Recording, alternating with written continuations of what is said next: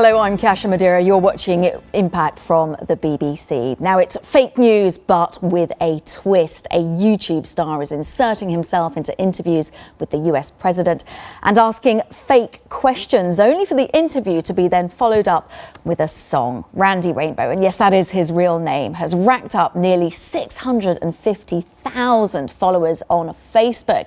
If you are wondering what we're talking about, then do look him up on the internet, but not right now, because the man himself joins us live from New York. Randy, I know it's very early there, but it's fantastic to have you on the show. Thank you for joining us. You started making these mock spoofs, these interviews with the celebrities a while ago, but you turned your eye to politics during the election campaign. Why was that? Well, I've been doing this for about 6 years, although 6 years ago no one really cared. But I've always gone for the hot topic and the thing that everyone was talking about. And what is everyone talking about now, unfortunately, is this administration. So for me, it was just a natural progression.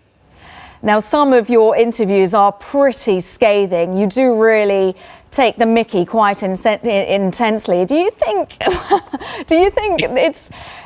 that's a good thing to do, in the sense that we are in the age of fake news and it's really difficult to decide what is true and what is not?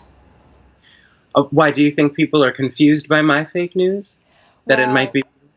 Well, you get a lot of people who perhaps get their news from alternative sources. Well, I don't really think too much about that. My goal is always to just sort of entertain the troops and give people a bit of a laugh, and times we really need it. So that's always. So beyond that, you're on your own. Although I do get messages daily from people who think that I am an actual journalist conducting a real interview, which is a little frightening.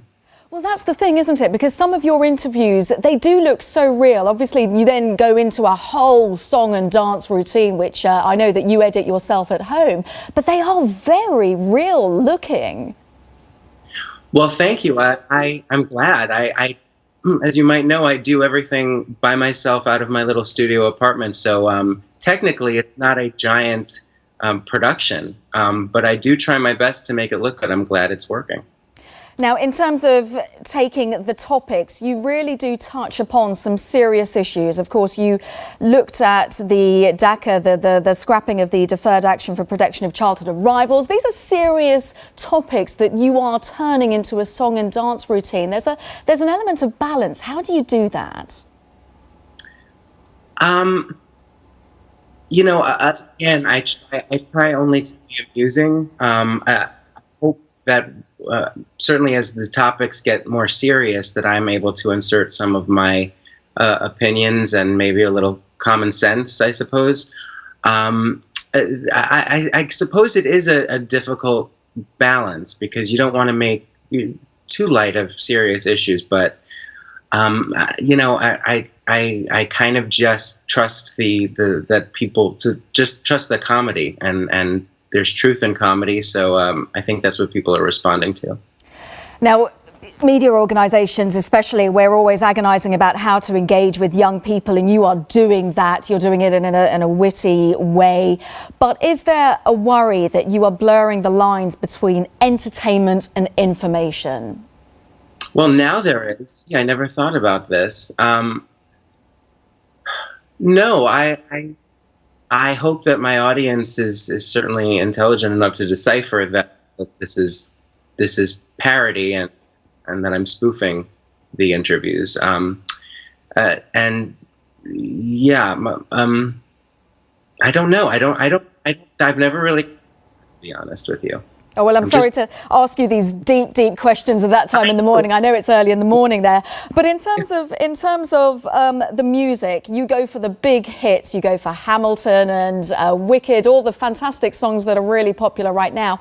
What captures your imagination when you hear a song and you think that would work with this particular story? How on earth do you align the two together? Well, I'm very much a show queen, as we say. I've been a musical theater nerd since I'm a kid, so I kind of always automatically think in show tunes to begin with. So anything that happens, whether it be in my personal life or in the world around me, I automatically go to the musical theater moment or song that parallels that. So that's always very easy for me. That comes very naturally. Now, I've got to tell you, Randy, we were agonising over what we could play, and it's all